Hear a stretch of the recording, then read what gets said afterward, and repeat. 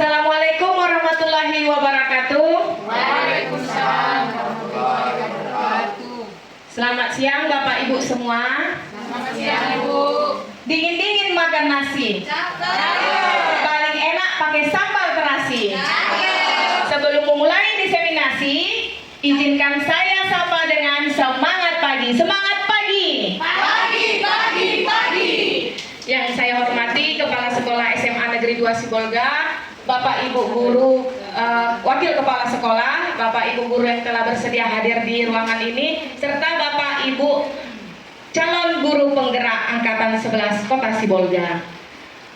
Berikut susunan acara diseminasi budaya positif SMA Negeri 2 Sibolga, calon guru penggerak Angkatan 11, yaitu pembukaan yang telah saya buka. Kemudian menyanyikan lagu Indonesia Raya yang akan dipimpin oleh Ibu Nehemia. Kepada Ibu Nehemia kami persilahkan. Bapak Ibu Guru dipersilahkan untuk berdiri.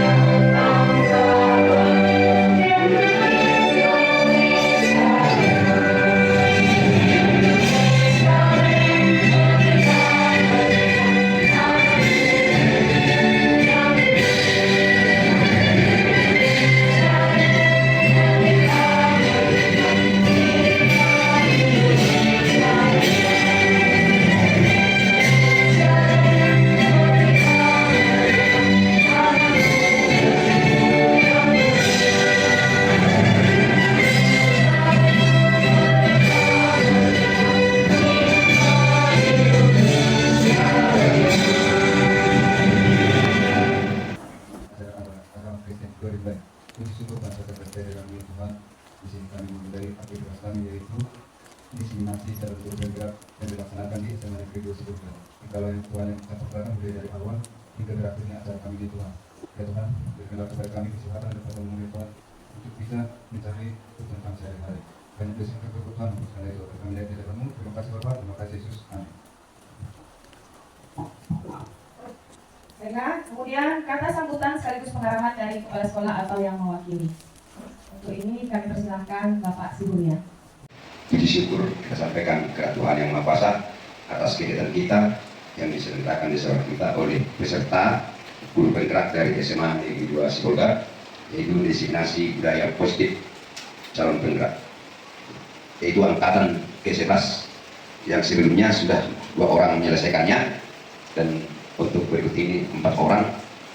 Mudah-mudahan dapat terlaksana, dapat mengikutinya dan menuntaskan sampai selesai. Dalam kegiatan ini kita mendukung ke sekolah karena ini termasuk dari pengembangan keprofesionalismean dan berkelanjutan, yaitu PKB. Dan tujuannya di sana adalah untuk meningkatkan, untuk memajukan dan kinerja maupun kemampuan oleh guru. Dan diharapkan nantinya setelah selesai mengikuti kegiatan ini dan sudah disahkan menjadi guru penggerak, akan menjadi motivasi bagi teman-teman guru di SMA Negeri Sibolga dan membawa nama baik sekolah kita. Harapan kami ke depan, guru-guru penggerak semakin banyak, dan kami tahu bahwa guru penggerak itu untuk kegiatannya memang berat dan melaksanakan tugas sekaligus. Setelahnya di sini 2 pekerjaan yang sekaligus saling tidak bisa dilepaskan. Maka dengan ini semoga Bapak Ibu pandai menggunakan waktu dan menggunakan fasilitas-fasilitas yang ada di sekolah dan selalu berkomunikasi dengan sekolah supaya keduanya berjalan dengan baik. Harapan kami Bapak Ibu semoga selesai sampai disahkan menjadi guru penggerak. Terima kasih, mari kita tepuk tangan untuk keempat mereka. Sekian dan terima kasih. selanjutnya kita masuk kepada pemaparan diseminasi budaya positif oleh calon guru penggerak. Pagi Bapak Ibu. Ya. Kok cemas sekali Bapak Ibu. Kalau saya bilang semangat pagi luar biasa. Kalau saya bilang selamat siang, siangnya luar biasa Bapak Ibu. Bisa Bapak Ibu ya? Mohon izin Bapak Ibu. Semangat pagi Bapak Ibu. Pagi luar biasa. Selamat siang Bapak Ibu. Siang luar biasa. Baik Bapak Ibu, terima kasih Bapak Ibu atas waktu dan kesempatan Bapak Ibu yang telah hadir di acara undangan kami ini, di mana kami akan berbagi kepada Bapak Ibu, bukan niat untuk mengajari Bapak Ibu. Mohon izin Bapak Ibu, kami berbagi Bapak Ibu. Adapun yang kami bagikan nanti Bapak Ibu adalah diseminasi budaya positif Bapak Ibu. Tapi sebelum saya masuk ke materi Bapak Ibu, karena kita dalam hampir setengah hari ini dipenuhi dengan pembelajaran yang sangat jenuh. Saya yakin tidak jenuh Bapak Ibu. Mungkin apa yang di dalam hatinya mengganggu. Saya ajak Bapak Ibu untuk merefleksi. Kita ice breaking sebentar Bapak Ibu ya. Mohon izin Bapak Ibu. Kami mintakan kepada Bapak Ibu untuk berdiri Bapak Ibu. Sebelum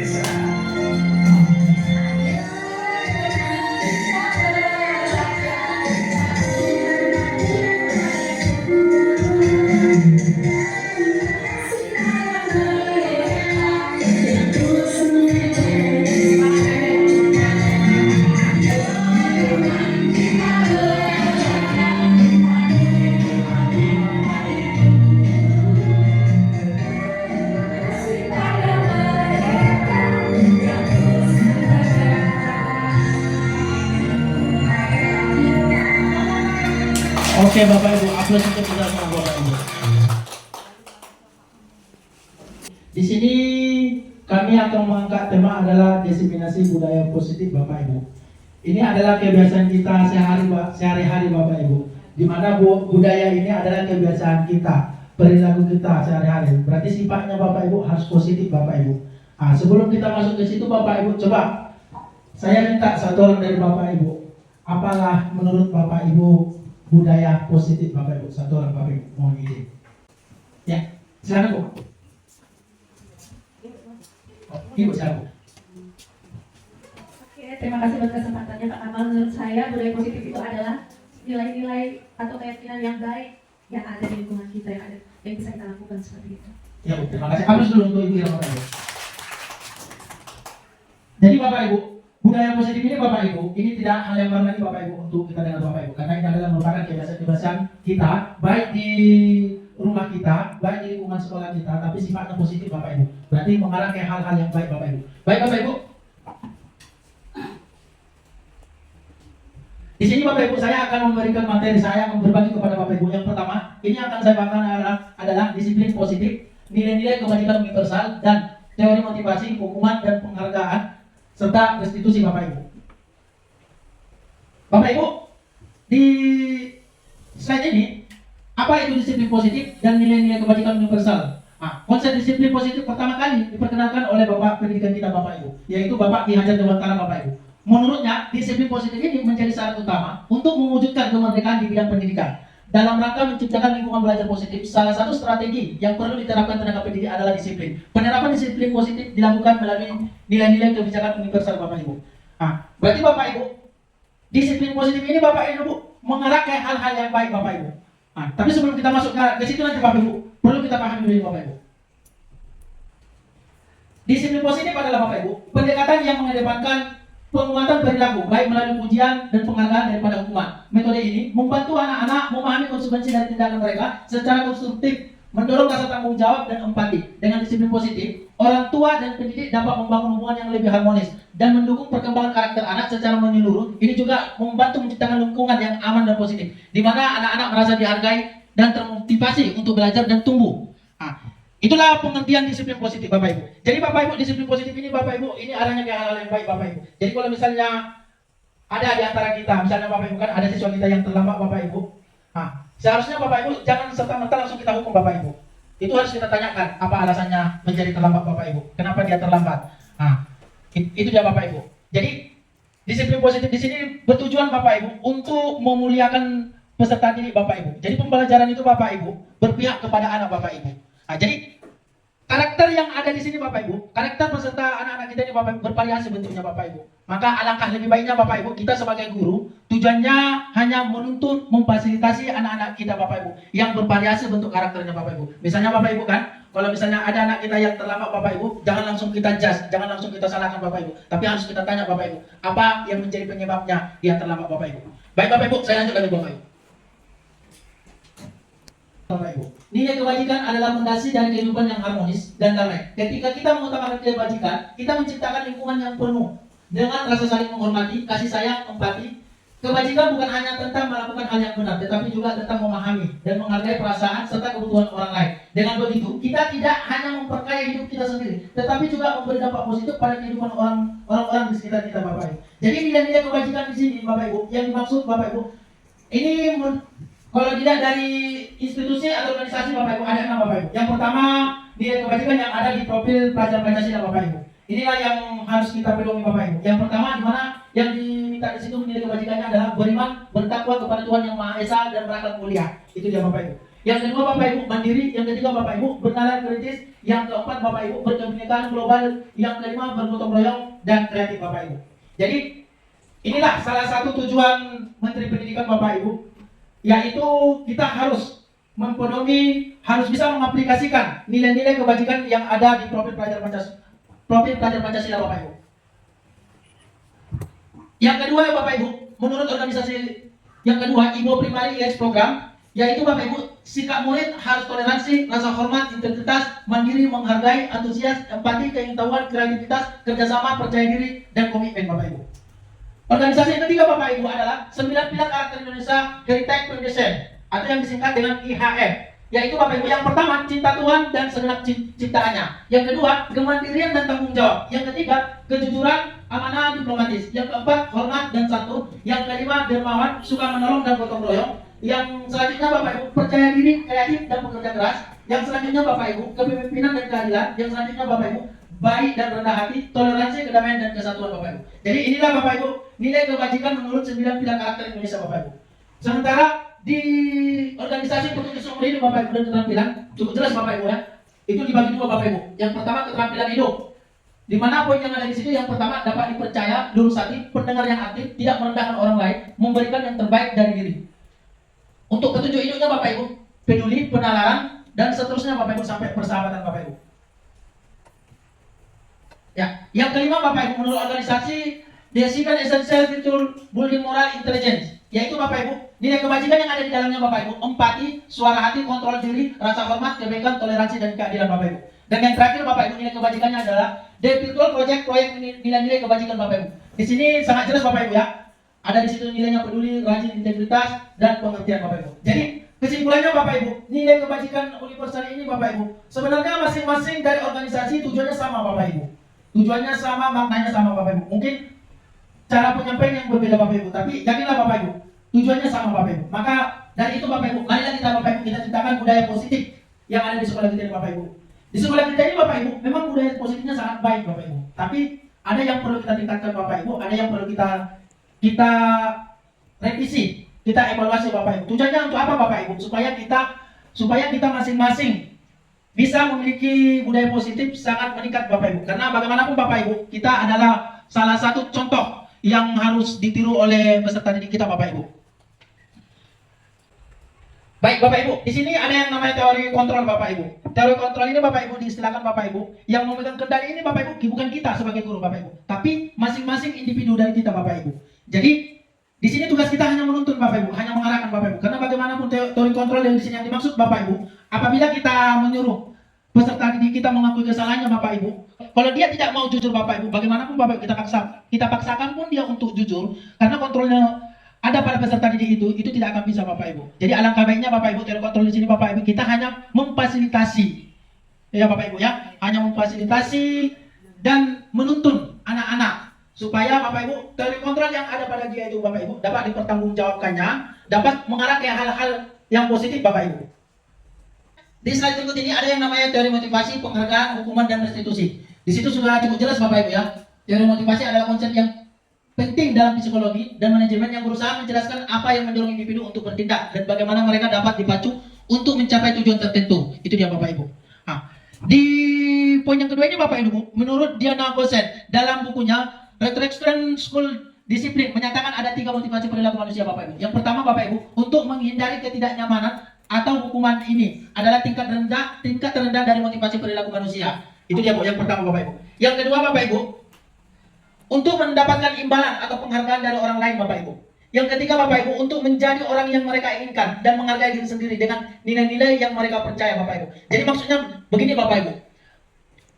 Motivasi di sini adalah inspirasi untuk membawa perubahan yang ada pada dirinya Bapak Ibu, yang tidak baik menjadi baik Bapak Ibu. Jadi Bapak Ibu, ini harus perlu kita pahami Bapak Ibu. Motivasi ini sebenarnya Bapak Ibu kalau dipandang dari dua sisi Bapak Ibu, ini menjadi perdebatan yang sangat luar biasa Bapak Ibu. Nah, jadi alangkah lebih baiknya kita Bapak Ibu mempelajari teori motivasi ini lebih dalam Bapak Ibu supaya kita tidak terjadi miskonsepsi di antara kita sebagai peserta sebagai guru Bapak Ibu. Nah, yang kedua Bapak Ibu ada penghargaan dan hukuman Bapak Ibu. Ini juga harus perlu kita pelajari Bapak Ibu. Hukuman ini Bapak Ibu di sini dituntun bukan untuk menjatuhkan si anak Bapak Ibu, tapi mengembalikan si anak kepada dirinya sendiri, kepada hal-hal yang baik Bapak Ibu, mengembalikan identitasnya Bapak Ibu, yang tidak baik menjadi baik Bapak Ibu. Nah, di situ ada juga penghargaan Bapak Ibu. Penghargaan ini Bapak Ibu, kalau dipandang dari dua sisi Bapak Ibu. Yang pertama Bapak Ibu, ada penghargaan itu bisa menjatuhkan si anak Bapak Ibu. Yang kedua Bapak Ibu, ada penghargaan itu untuk si anak sebagai motivasi untuk dia Bapak Ibu. Tujuannya untuk apa Bapak Ibu? Untuk memperbaiki dirinya ke hal-hal yang baik, untuk meningkatkan dirinya, kualitas budaya positif yang ada pada dirinya Bapak Ibu. Kita lanjut Bapak Ibu. Hukuman, konsekuensi, restitusi Bapak Ibu. Nah, jadi hukuman ini Bapak Ibu, ini harus kita kenali bentuknya bagaimana Bapak Ibu. Konsekuensi ini adalah solusi dari permasalahan yang ada pada kita Bapak Ibu.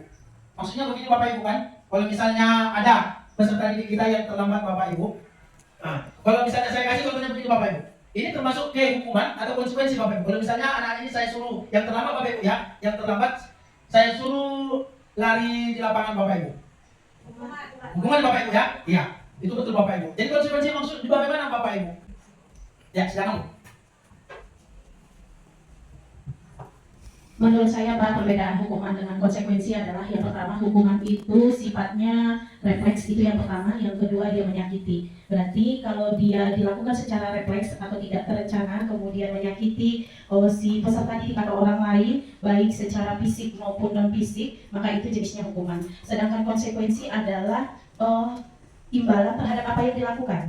Itulah konsekuensi. Contohnya misalnya peserta didik kita tidak mengerjakan PR, maka konsekuensinya adalah dia harus tetap melaksanakan atau menyelesaikan PR-nya. Atau misalnya si anak mencuri, mengambil pulpen temannya, maka konsekuensinya adalah si anak harus mengembalikan pulpen ataupun pensil yang diambil dari temannya. Mungkin itu tanggapan dari saya Pak, terima kasih. Ya Bu, terima kasih Bu Siti. Apa dulu Bapak Ibu?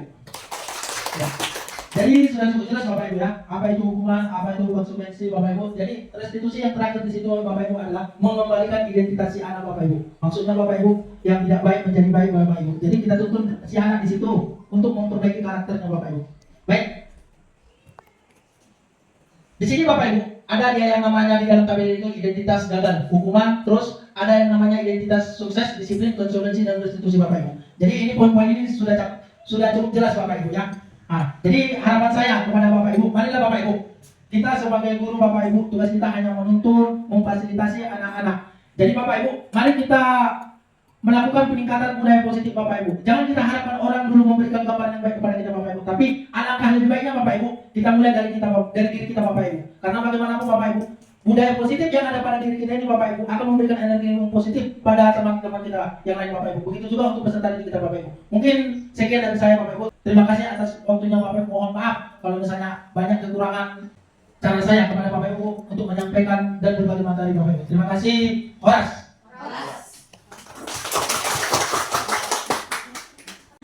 Baiklah, terima kasih kepada Bapak Kamal yang telah menyampaikan materi. Selanjutnya, pemateri selanjutnya oleh Ibu Firjanti. Kepada Ibu Firjanti dipersilahkan.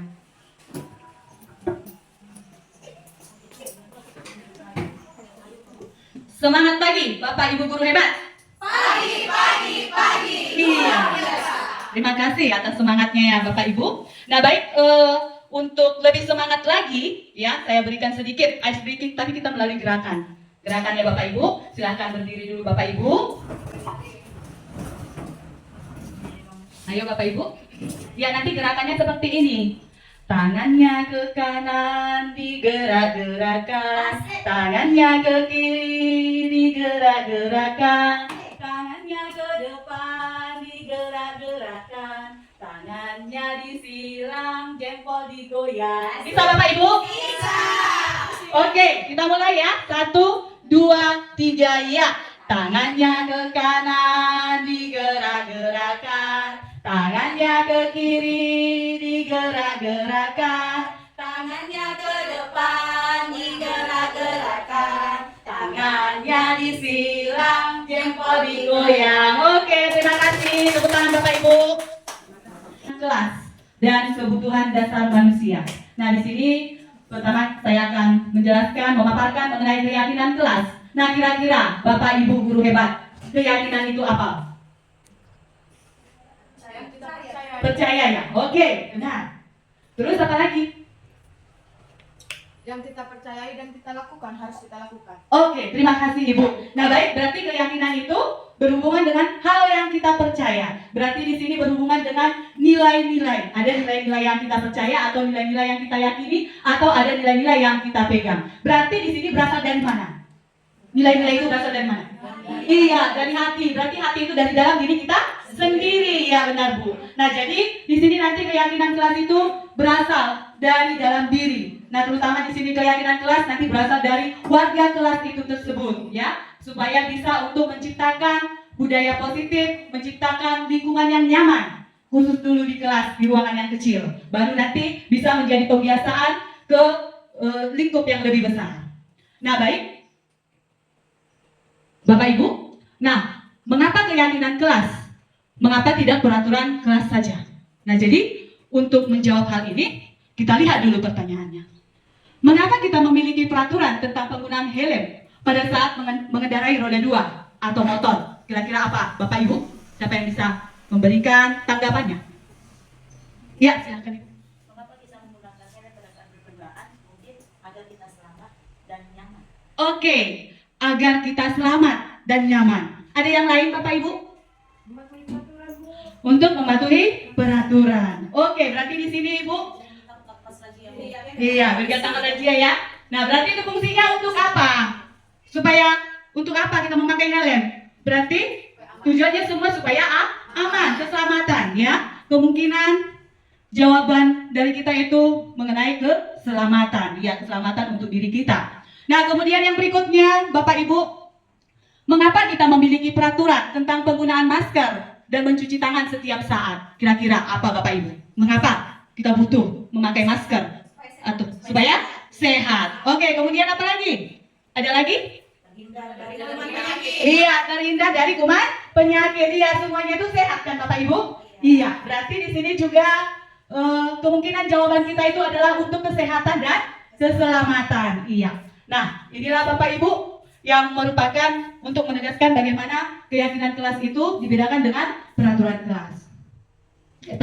Nah, jadi nilai-nilai keselamatan dan kesehatan inilah yang kita sebut sebagai suatu keyakinan. Karena di dalam nilai-nilai itu terdapat nilai kebajikan universal yang disepakati secara tersirat ataupun tersurat, ya. Lepas dari latar belakang suku, negara, bahasa maupun agama. Jadi seseorang akan lebih tergerak dan bersemangat untuk menjalankan keyakinannya daripada hanya sekedar mengikuti serangkaian peraturan tertulis tanpa makna. Demikian juga dengan murid-murid kita, Bapak Ibu. Nah, jadi mereka akan lebih semangat dan lebih memahami arti sesungguhnya tentang peraturan-peraturan yang akan mereka laksanakan dengan adanya nilai-nilai yang sudah disepakati oleh murid-murid kita dan kita sendiri, gurunya.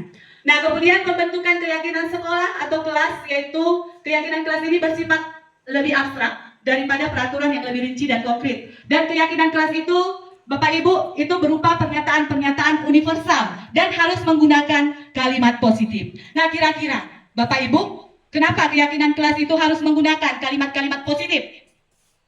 Supaya kita yakini yang positif yang kita laksanakan. Iya, supaya yang positif itu yang kita laksanakan. Iya, kita menginginkan semua hal yang positif yang kita laksanakan, kan? Iya. Nah, jadi kalau misalnya dia dalam bentuk negatif, kalimat-kalimatnya nanti pasti ada pikiran, kenapa rupanya kalau kulakukan? Nah, contohnya, kita ada kalimat, jangan dibuka link itu.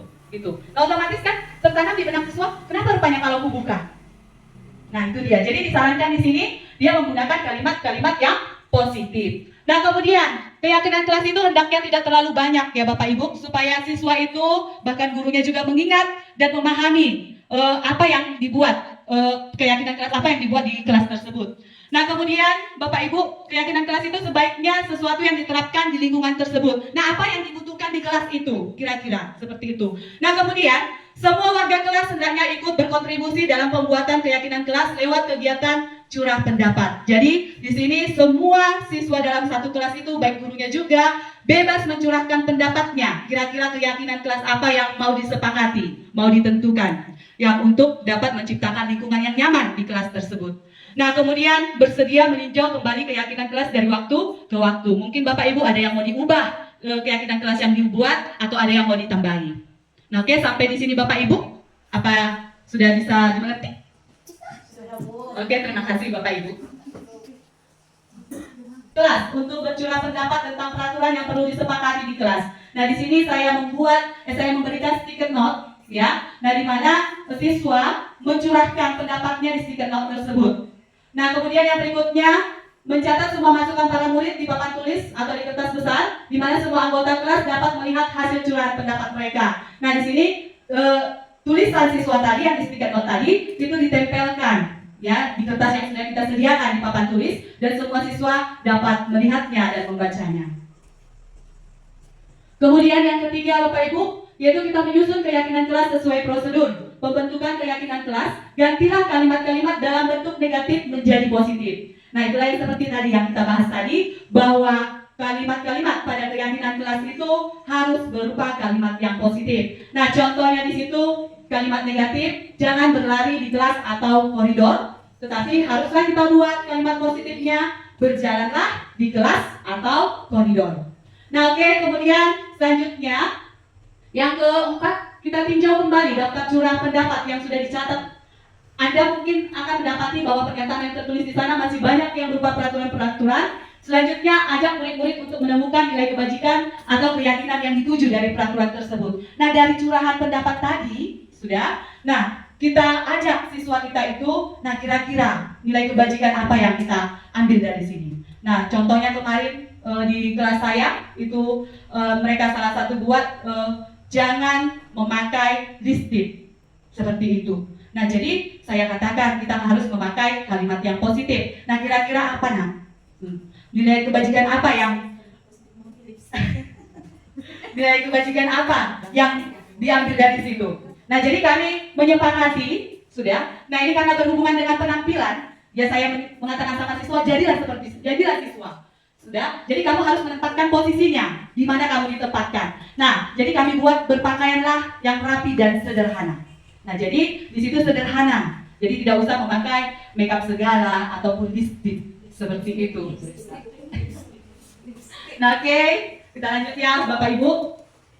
Nah, kemudian yang kelima, kita tinjau kembali keyakinan kelas secara bersama-sama. Sebaiknya keyakinan kelas tidak terlalu banyak, bisa berkisar antara 3 sampai 7 prinsip atau keyakinan. Bila mana terlalu banyak, maka murid akan sulit untuk mengingatnya dan akibatnya sulit untuk dijalankan. Iya, sedikit saja Bapak Ibu mengenai nilai keyakinan yang kita buat, sudah. Nah, kemudian itu kita tinjau kembali, kita bicarakan kembali kepada siswa kita, apa yang kita sepakati. Nah, kemudian berikutnya, setelah keyakinan kelas selesai dibuat, maka semua warga kelas dipersilakan meninjau ulang dan menyetujuinya dengan menandatangani keyakinan kelas tersebut, termasuk guru dan murid. Jadi semua warga kelas itu Bapak Ibu wajib menandatangani keyakinan kelas yang telah disepakati bersama, dan ini akan memandu perilaku siswa di dalam kelas. Nah, kemudian keyakinan kelas selanjutnya bisa dilekatkan di dinding kelas di tempat yang mudah dilihat semua warga kelas. Nah, jadi Bapak Ibu, karena ini kami buat di kelas itu kartonnya warna hitam, jadi tidak kelihatan tanda tangan siswa-siswi saya. Nah, saya tempelkan di kertas. Saya tempel kertas tersendiri. Nah, jadi semua menandatangani keyakinan kelas yang telah disepakati. Nah, oke, sekian mengenai keyakinan kelas. Kira-kira Bapak Ibu ada yang mau ditanyakan? Ya. Baik Bu, terima kasih atas kesempatannya. Apa perbedaan keyakinan kelas dengan peraturan kelas? Itu aja pertanyaan saya. Ya, terima kasih. Ya, seperti yang tadi ya, keyakinan kelas, perbedaan keyakinan kelas dengan peraturan kelas. Nah, di mana tadi keyakinan kelas itu dia berasal dari mana? Tadi Bapak Ibu, dia dari hati, berarti dari dalam diri kita sendiri. Berarti itu motivasi intrinsik untuk membiasakan siswa-siswi kita melakukan disiplin positif ataupun budaya positif. Nah, sedangkan peraturan kelas itu siswanya hanya melaksanakan yang sudah tersedia. Berarti dia berasal dari luar dirinya. Berarti siswa itu dikatakan sebagai objek. Ya, kalau di keyakinan kelasnya, siswa dikatakan sebagai subjeknya. Ya, seperti itu, Bapak Ibu. Oke? Iya, kita lanjut. Nah, oke, kita lanjut kebutuhan dasar manusia, ya. Nah, kebutuhan dasar manusia. Kira-kira Bapak Ibu berbicara dengan kebutuhan dasar manusia ini, itu apa ya Bapak Ibu? Makan, minum, Ya, pakaian ya, lengkap ya. Handphone, iya, sudah menjadi kebutuhan ya Bapak Ibu. kasih sayang. Ya, itu ya cinta, ya benar. Ya, berikan tepuk tangan buat kita semua. Ya, berarti kita membutuhkan itu semua. Ya, nah jadi kebutuhan dasar manusia ini adalah kebutuhan yang sangat penting, ya, untuk melangsungkan kehidupan kita, kehidupan manusia. Jadi kalau misalnya kebutuhan dasar manusia ini tidak terpenuhi dalam diri kita, apa yang terjadi Bapak Ibu? Berontak. Iya, memberontak ya. Nah, marah ya Ibu ya? Ya benar marah. Oke, nah kita akan memberontak, ya. Kita akan memberontak sehingga budaya positif itu tidak akan terlaksana di dalam diri kita, ya. Nah, otomatis kita akan melanggar peraturan-peraturan yang ada ataupun bahkan keyakinan kelas yang telah kita sepakati di kelas. Nah, oke, kemudian kebutuhan dasar ini dibagi menjadi yang pertama adalah bertahan hidup, kemudian rasa kasih sayang dan rasa diterima, ya seperti yang dibilang Ibu Siti tadi, adanya rasa kasih sayang, dan dibilang Ibu Ira adanya cinta. Memang kalau kita tidak mendapat kasih sayang dengan cinta, luar biasa ya Bu, seakan-akan kita tidak dihargai. Yes. Nah, oke, kemudian ada dia kebutuhan dasar mengenai kebebasan, kemudian kesenangan dan penguasaan. Nah, kebutuhan dasar bertahan hidup, ya, kebutuhan dasar bertahan hidup juga seperti yang Bapak Ibu bilang, yaitu Ibu katakan, yaitu kebutuhan untuk kesehatan, makan, ya kan Bapak Ibu. Nah, di sini juga ada kebutuhan bersifat fisiologis untuk bertahan hidup, misalnya kesehatan, rumah dan makanan. Nah, kebutuhan biologis, ya berarti ini proses reproduksi, ya bertambah banyak. Nah, kemudian komponen psikologis, yaitu kebutuhan akan perasaan aman. Jadi tadi kita kan sudah makan kan Bapak Ibu? Belum ya? Oh iya, berarti kita lapar. Nah berarti kurang di sini kita kebutuhan bertahan hidup, ya. Jadi pada saat kita lapar, yang kita butuhkan itu apa? Iya, makanan. Jadi untuk apa makanan itu? Supaya kita dapat bertahan hidup, ya. Seperti itu contohnya Bapak Ibu. Nah, kemudian kebutuhan dasar yaitu kasih sayang dan rasa diterima atau kebutuhan untuk diterima. Kebutuhan untuk disayangi dan diterima meliputi kebutuhan akan hubungan dan koneksi sosial. Iya, kadang kan Ibu, kalau misalnya kita tidak disayangi oleh lingkungan kita kadang jadi minder. Ya, jadi minder. Jadi kadang kita seakan-akan kita inilah terpuruk. Ya kan Bapak Ibu? Nah, kemudian, itu juga dialami dengan siswa. Apabila anak-anak yang memiliki kebutuhan dasar kasih sayang dan rasa diterima yang tinggi, biasanya ingin disukai dan diterima oleh lingkungannya. Iya, dengan kita disayangi dan diterima, kita ingin lingkungan kita itu juga bersahabat. Ya. Nah, kemudian otomatis anak-anak tersebut akan lebih akrab dengan orang tuanya. Kemudian mereka akan lebih akrab juga dengan guru dan teman-teman sebayanya. Dan mereka juga akan memberikan hal-hal yang positif, baik itu dalam bekerja kelompok sesama mereka. Nah, kemudian kita lanjut mengenai penguasaan. Penguasaan kebutuhan pengakuan atas kemampuan. Nah, di sini berarti kekuatan untuk mencapai sesuatu, ya. Berarti menjadi kompeten, menjadi terampil, diakui atas prestasi dan keterampilannya. Nah, jadi di sini anak-anak yang memiliki kebutuhan dasar akan penguasaan yang tinggi biasanya selalu ingin menjadi pemimpin. Nah, kalau anak itu salah, dia akan kecewa dengan prestasi yang diperolehnya. Nah, kemudian mereka biasanya rapi dan sistematis dan selalu ingin mencapai yang terbaik. Nah, kemudian kita lanjut mengenai kebutuhan dasar kebebasan, yaitu kebutuhan akan pilihan. Nah, di mana di sini kebutuhan akan kemandirian, otonomi, memiliki pilihan dan mampu mengendalikan arah hidup seseorang. Nah, anak-anak dengan kebutuhan kebebasan yang tinggi menginginkan pilihan. Mereka perlu banyak bergerak, suka mencoba-coba, tidak terlalu terpengaruh orang lain dan senang mencoba hal baru yang menarik. Nah, kebebasan berarti dia yang memilih apa yang ingin dilaksanakannya.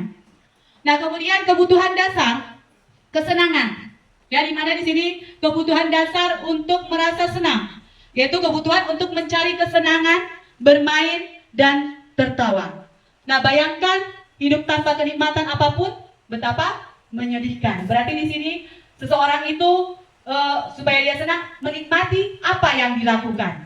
Ya, jadi anak-anak yang dengan kebutuhan dasar kesenangan yang tinggi biasanya itu menikmati apa yang dilakukan. Mereka juga bisa berkonsentrasi tinggi saat mengerjakan hal yang disenangi. Mereka suka bermain dan suka mengoleksi barang, suka bergurau, suka melucu dan juga menggemaskan. Ya, jadi di sini juga sering kita dapati di kelas mengenai kesenangan mereka. Kadang mereka lebih senang yang namanya bermain, apalagi misalnya pelajaran olahraga. Nah, ataupun misalnya di dalam memberikan materi, kita harus menyelang-nyelingi materi itu dengan menggunakan yang namanya permainan, ya, supaya siswa merasa senang dan sehingga pelajaran itu tidak membosankan. Nah, kemudian Bapak Ibu mengenai kebutuhan dasar ini, kalau misalnya tidak dapat dipenuhi oleh seseorang, berarti tadi dia akan memberontak. Jadi inilah kebutuhan dasar yang harus dipenuhi oleh orang tersebut. Jadi seseorang itu akan berusaha, ya, akan berusaha untuk mencapai kebutuhan apa yang ingin dicapainya. Nah, oke, sampai di sini Bapak Ibu. Kira-kira ada yang mau ditanyakan? Bu, yang saya tanya, apa hubungan kebutuhan dasar manusia dengan budaya positif? Oh ya, baik, terima kasih. Hubungan kebutuhan dasar manusia dengan budaya positif. Nah, oke, saya lepaskan ke forum. Bagaimana kira-kira? Apa tadi Bapak Ibu? Ya. Iya, benar. Iya. Nah, terus apa lagi Bapak Ibu? Ada yang lain? Ya, oke. Nah, jadi kalau kebutuhan dasar seseorang itu sudah terpenuhi, maka budaya positif ini akan terlaksana dengan baik. Sehingga seseorang itu bisa mengontrol dirinya dalam bertindak. Dia memikirkan, kalau saya melakukan ini, apa nanti yang akan terjadi. Dengan adanya juga nilai-nilai kebajikan yang dia yakini. Kira-kira seperti itu. Bagaimana Bapak Ibu?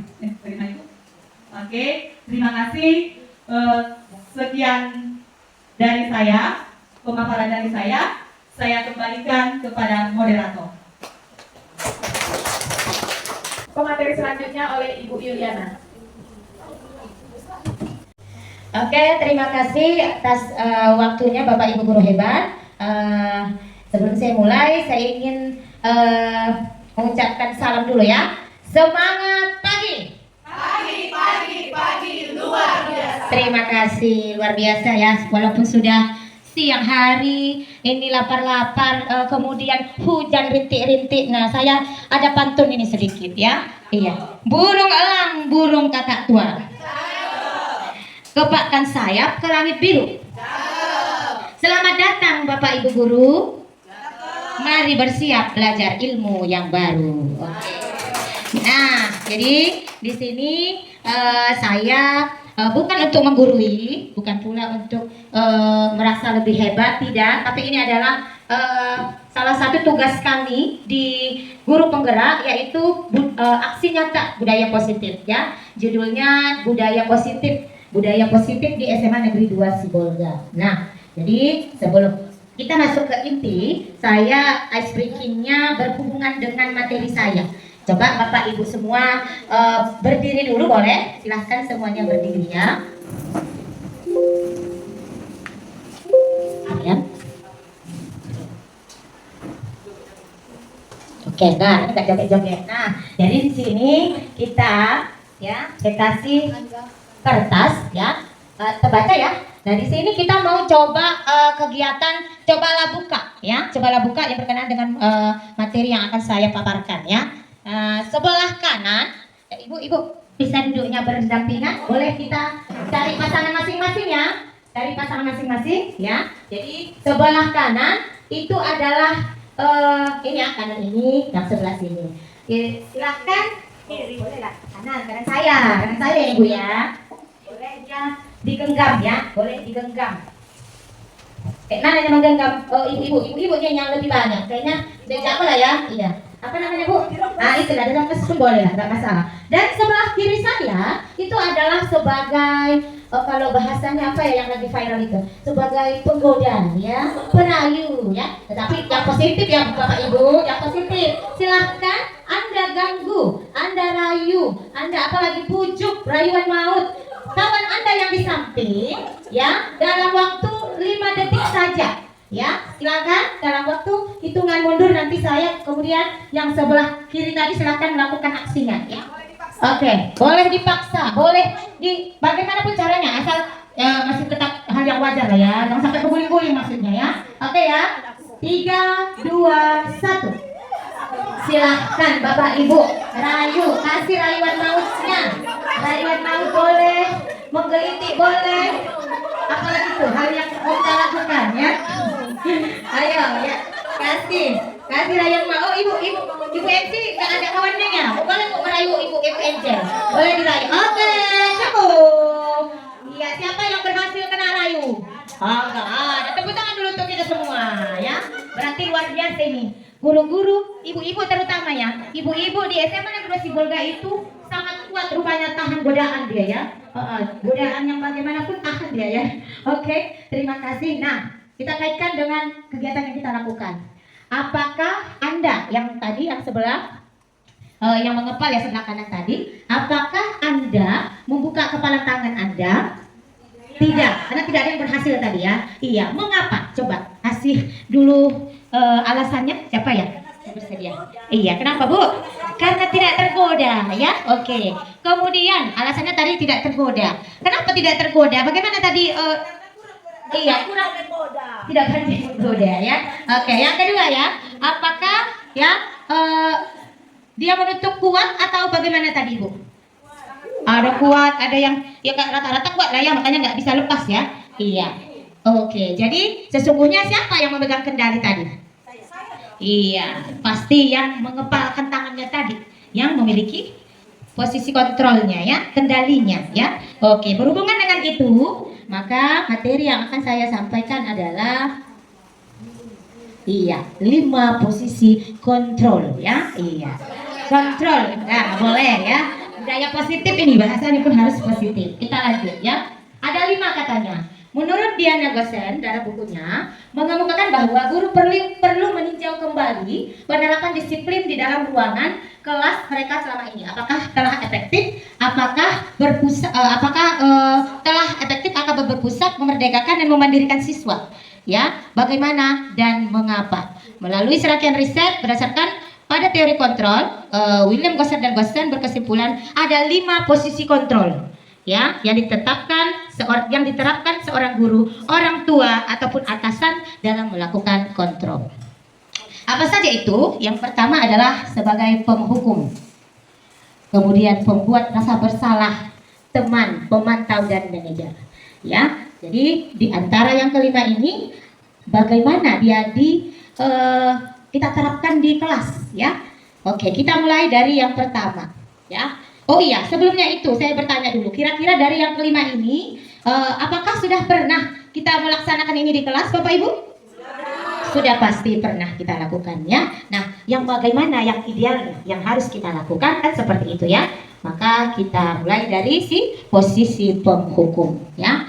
Di posisi penghukum ini ya, guru itu senantiasa percaya bahwa dengan dia melakukan itu, maka si anak akan merasa efek jerak, merasa akan hukuman itu berupa verbal atau fisik ya. Iya, itu yang dilakukannya. Orang-orang yang menjalankan posisi penghukum ini senantiasa mengatakan bahwa sekolah memerlukan sistem atau alat yang dapat menekan murid-murid lebih dalam lagi. Ya, biasanya ini ini saya lakukan dulu sebelum saya tahu itu budaya positif ya. Pertama-tama pernah saya cerita sedikit. Di kelas saya itu pernah saya masuk di kelas 10 ya. Saya hukum anak-anak yang tidak melaksanakan tugas. Ya, saya hukum dia, hukumannya berupa hukuman fisik. Saya suruh berkeliling-keliling lapangan 5 kali. Ya, salahnya saya adalah saya tidak menanyakan ke si anak siapa yang memiliki biasanya kalau hukuman itu ke fisik ya, dia ada penyakitnya ya, rupanya dia ada gangguan di pernapasan. Ternyata belum 1 keliling si anak pingsan ya, mengakibatkan masalah di kelas saya ya, itu jelas. Maka untuk kedepannya saya memposisikan saya sebagai guru itu mudah-mudahan janganlah sebagai posisi penghukum ya. Oke, yang kedua ya, kita lanjut tadi posisi penghukum tadi ya. Guru-guru yang menerapkan posisi penghukum akan berkata patuhi aturan. Ya, biasanya kalau terlambat anak-anak, ya kan sudah ada nak, kenapa terlambat? Ya, selalu kamu itu salah ya, ibu hukum ya, bersihkan kamar mandi, ibu hukum ya, keliling lapangan, ibu hukum ya, itu kan yang kita lakukan Bapak Ibu di kelas, ya itu yang kita lakukan. Nah, kita lanjut posisi kedua, posisi pembuat merasa bersalah. Ya, pada posisi ini biasanya guru akan bersuara lebih lembut. Membuat orang merasa bersalah akan menggunakan keheningan, membuat orang lain merasa tidak nyaman, bersalah atau rendah diri. Kata-kata yang dikeluarkan lembut, tapi maknanya sangat dalam. Contohnya adalah ibu sangat kecewa sekali padamu. Ya, kemudian apalagi berapa kali bapak bilang, berapa kali ibu bilang harus memberitahu kamunya. Seperti itu. Ya, di posisi ini murid akan memiliki penilaian diri yang buruk tentang dirinya. Dia merasa ya tidak dihargai dan merasa mengecewakan orang-orang yang menyayangi dia ya. Selanjutnya posisi sebagai teman ya. Sebagai teman ini ya, apakah cocok, apakah ini idealnya ya. Posisi pada teman ini 2 yang ada efeknya ya. Ada efek negatif, ada efek positif. Negatifnya itu ya, si anak jadi tergantung kepada kita ya. Kalau kita istilahnya terlalu dekat dengan si anak, dengan murid-murid kita, ya tetap harus ada batasannya. Kalau di sini ya murid itu merasa tergantung pokoknya gurunya yang nomor 1, ya tergantung mereka tanpa melihat sekelilingnya. Dan biasanya kalau sudah di posisi teman, kalau gurunya yang 1 ini melakukan dia sebagai teman, maka guru yang lain itu ada juga kadang-kadang tidak dihargai. Ya kan? Kita pernah merasakan itu. Kita suruh anak kelas lain misalnya, nggak ada dia suka itu. Ya, maka bagaimana? Apakah seperti itu posisi kita? Ya, kita lanjut. Posisi sebagai pengontrol atau sebagai pemantau. Pemantau berarti mengawasi ya, mengawasi. Jadi kalau diawasi berarti yang bertanggung jawab adalah gurunya. Semua hal-hal yang dilakukan oleh muridnya itu adalah tanggung jawab si guru. Ya, apakah seperti itu? Contohnya yang di kelas itu adalah apa ya? Biasanya mengandalkan apa ya? Misalnya kalau dia piket kelas, ya, sekretaris foto ya siapa yang sudah piket. Bagaimana keadaan kelas? Seperti itu kan? Kita pantau kelas kita, ya kan? Kita pantau berupa ada perhitungan, ada catatan, ada data. Biasanya seperti itu, ya. Kemudian yang terakhir posisi apa tadi? Sebagai manajer, ya. Manajer, kita sudah tahu manajer itu bagaimana ya. Manajer ini memiliki semua posisi yang mana itu? Ada sebagai teman, sebagai apa lagi? Tapi kita dua ya, posisi yang dua ya, yang idealnya yang kita lakukan yang mana? Penghukum dan berbuat bersalah, perlu nggak kita lakukan itu, Bapak Ibu? Tidak ya, berarti yang ideal yang boleh kita lakukan yang bagaimana? Sebagai teman dan sebagai pengontrol, ya. Jadi manajer ini bisa sewaktu-waktu berlaku sebagai pengontrol dan sebagai teman atau sebagai, jadi dia fleksibel. Jadi idealnya adalah guru itu adalah sebagai manajer. Kalau sebagai manajer berarti posisinya adalah mentor. Mentor di mana guru berbuat sesuatu bersama dengan murid, mempersiapkan murid, mempertanggungjawabkan perilakunya, ya, mendukung murid agar dapat menemukan solusi dari permasalahannya sendiri. Jadi si manajer ini sebagai mentor, ya, kadang bisa jadi teman, kadang bisa sebagai pemantau, ya. Jadi idealnya itu adalah kita sebagai seorang manajer, ya. Apa kaitannya ya? Ini dia motivasi yang sudah dijelaskan oleh beberapa teman tadi tentang motivasi ya. Ada motivasi intrinsik, ada eksternal ya. Kalau kita sebagai pembuat apa itu? Penghukum, ya. Kalau kita penghukum, bagaimana posisi kontrolnya? Dia berarti posisi kontrolnya negatif karena dia berupa ke fisik, bisa verbal, bisa. Bahkan kadang-kadang kalau penghukum ini ya, hukum itu nggak harus kita pukul anak-anak, tidak. Kadang-kadang dari bahasa juga. Ya, bahkan sering dia juga ya tidak apa namanya, kadang-kadang tidak sadar, itu dulu pernah saya lakukan, bahasanya halusnya tapi membuat si anak ini merasa dia tersakiti. Ini kayaknya sudah membuli kita seharusnya. Sebenarnya kita sudah membuli anak itu kan. Kadang-kadang kan kita mau lihatnya berlucu-lucu di dalam kelas, bagaimana supaya kelasnya tidak membosankan. Kadang-kadang saya sering bilang, mana si ketek, si kecil maksudnya. Nah, mungkin kalau yang mendengar lucu ya, tapi mungkin si anak yang kita panggil si ketek itu tidak terima, ya. Nah, lama-lama itu sekali, dua kali, tiga kali. Bayangkan kalau selama setahun guru yang menyebutkan seperti itu lebih kejam daripada kita hukum dia dengan fisik, ya. Itu dia. Kemudian apa tadi? Sebagai manajer, teman dan pemantau. Ternyata itu positif ya. Positif yang mana? Teman dan pemantau. Yang idealnya adalah sebagai manajer, ya. Sebagai manajer itulah yang kita harapkan kita dapat melakukan di kelas kita, ya. Oke, Bapak Ibu, dari yang sudah saya jelaskan tadi tentang posisi 5 posisi kontrol, kira-kira ada yang ingin ditanyakan? Iya, silakan Ibu. Saya mau bertanya, Bu. Tadi Ibu menjelaskan itu. Oke Bu, saya ingin bertanya. Tadi kan Ibu menjelaskan 5 posisi kontrol. Yang ingin saya tanyakan, posisi apa idealnya yang dilakukan oleh seorang guru? Iya, itu dia. Terima kasih Ibu. Jadi tadi sudah seperti yang saya jelaskan dan sudah ini dia ya. Posisi idealnya yang kita lakukan adalah posisi manajer. Sebagai seorang manajer, kita itu bagaimana memimpin sebuah perusahaan. Nah, kali ini kita memimpin siswa-siswa kita di kelas. Kapan kita sebagai teman, kapan kita sebagai pemantau, itu kita harus bisa memposisikan diri kita. Walaupun di kenyataannya ini sangat susah, tapi itulah yang diharapkan setelah Bapak Ibu mendapatkan ilmu yang kami berikan, walaupun sedikit, pasti mudah-mudahan diingat dan bisa diterapkan di kelasnya masing-masing. Seperti itu ya Bu ya. Oke, ada lagi? Oke, kita lanjut ya. Segitiga restitusi ya. Segitiga restitusi pasti pernah dengar ini ya. Tadi sudah sedikit dibahas oleh Pak Kamal ya. Restitusinya, segitiganya nggak ada. Bukan karena saya guru matematika makanya dinilai segitiga restitusi, bukan ya. Oke, apa itu segitiga restitusi? Segitiga restitusi adalah suatu dialog yang dijalankan oleh guru agar dapat menghasilkan murid yang mandiri dan bertanggung jawab. Kata singkatnya adalah suatu skenario untuk menyelesaikan masalah si anak yang datangnya dari si anak, ya. Jadi bagaimana caranya?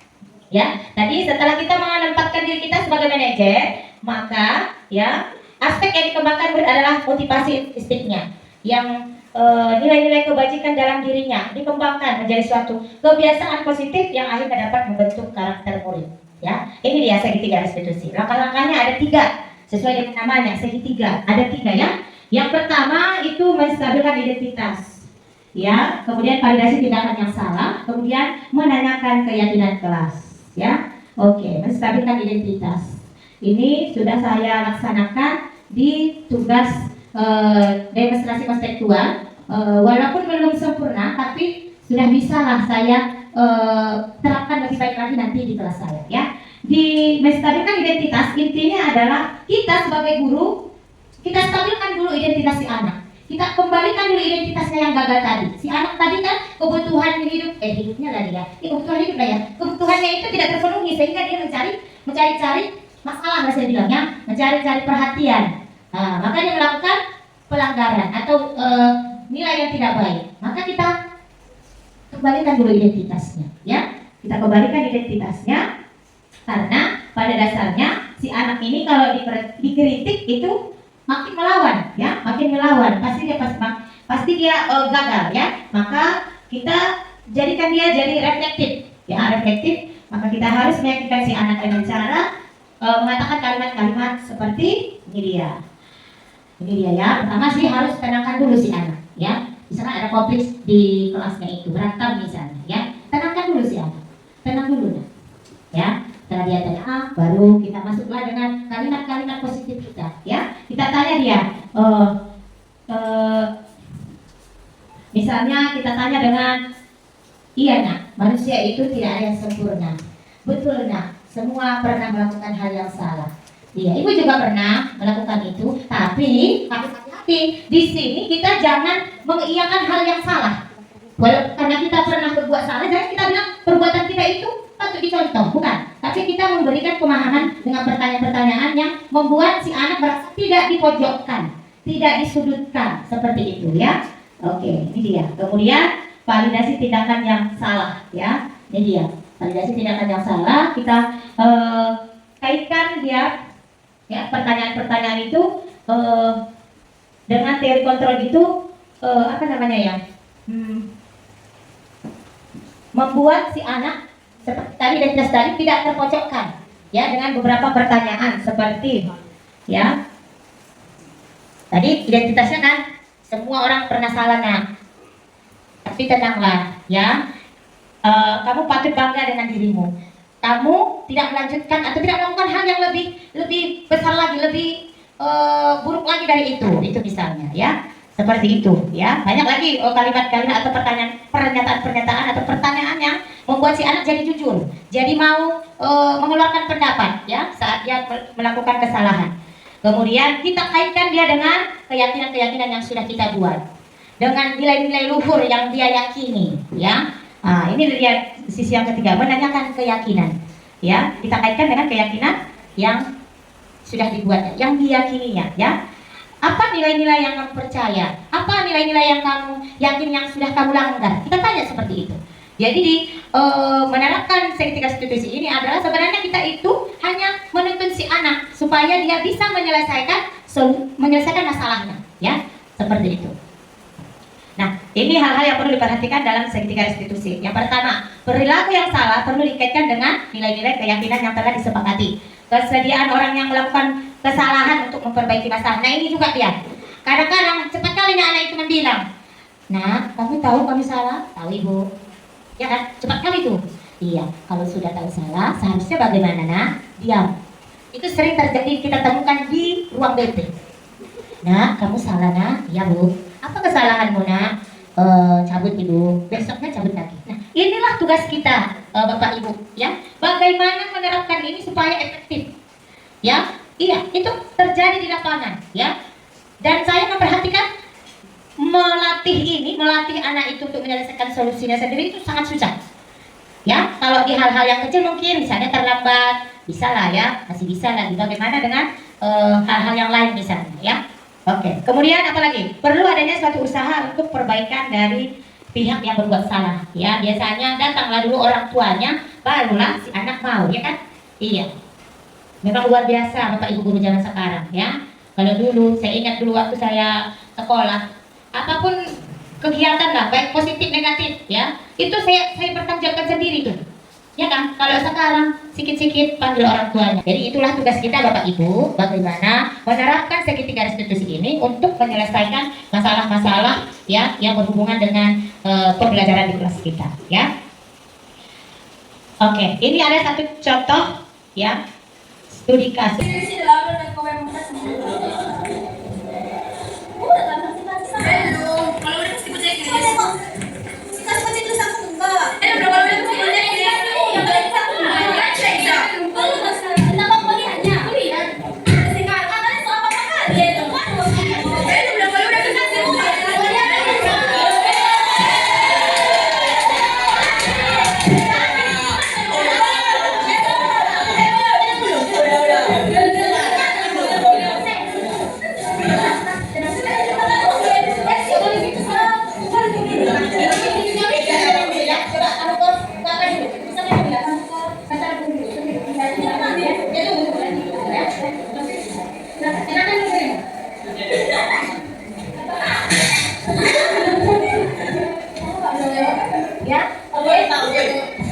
Kenapa seperti itu ya? Tadi bagaimana waktu itu? Dia memang udah kasih ibu padahalnya udah Masalah keluarga ya. Nanti ibu bicarakan dulu dengan si ini dan aja si ini kenal dulu ya. Oke, untuk sekarang kita mulai dulu pembelajaran kita. Kita bahas. Tenang dulu, simpan dulu buku punya saya, simpan dulu ya. Tenang dulu ya, waktunya. Oke.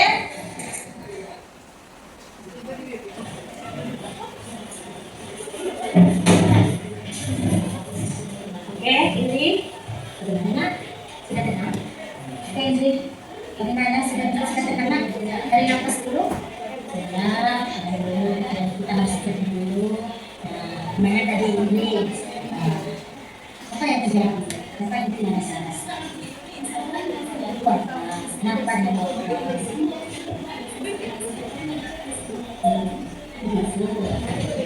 Terus kalau tadi ya, iya ya. Mungkin kalian ada salah paham nanti. Coba dulu kalau masalah seperti itu kan kita harus tenang dulu, ya. Jadi kira-kira dari sikap ibu yang tadi, keyakinan yang mana yang sudah kita buat yang sesuai dengan yang ibu bilang. Boleh bersikap seperti ini. Harusnya baik. Jadi tahu ibu saya apa salahnya? Jadi ibu sudah mengetahui mana yang benar. Sekarang ini kira-kira tadi kalian sudah salah paham. Kira-kira apa yang dilakukan untuk memperbaiki kesalahan itu? Minta maaf. Tapi ini tadi katanya salah paham. Ini sudah yakin ini salah. Yakin? Ini salah ya. Jadi nanti diambil juga ya si yang ini ya biar masalahnya tuh ya. Coba nanti. Silakan dibuatnya nih. Oke, di sini tadi saya ditanya masalahnya sendiri. Nah, sekarang tanya dulu lagi masalahnya sama si Bang ini. Bagaimana tadi Bang ini? Kiranya sudah dibayar mau kasih pada Tapi katanya sih pasti sama dia bayar. dia betul sehingga udah dibayar sehingga sih udah dikasih banyak saya lagi bawa uang Jadi begitu ya, sudah kamu ingat saya? Sudah ingat Indri? Nah, jadi bagaimana seharusnya bersikap teman-teman kita? Saya, ya, ada lagi. Oh ini jadi tadi marah juga ya? Saksi bagaimana? aku Bagaimana? ingat-ingat ibu kamu di rumah ibu Bicara dengan sopan ibu. sekarang bagaimana Anda bersikap coba Oke, silakan.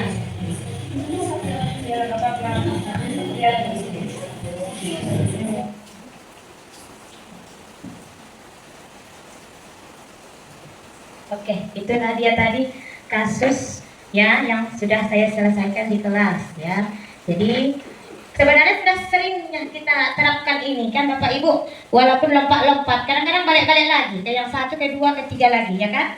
Nah, jadi itulah salah satu penerapan segitiga restitusi di kelas kita ya. Nah, kesimpulannya, setelah memahami materi budaya positif terutama tentang segitiga restitusi, peran yang dapat kita lakukan sebagai guru adalah menciptakan budaya positif di sekolah dengan menerapkan disiplin positif menggunakan restitusi dan menempatkan diri pada posisi kontrol sebagai manajer dan membuat keyakinan kelas ataupun sekolah serta menyelesaikan masalah dengan tahapan segitiga restitusi.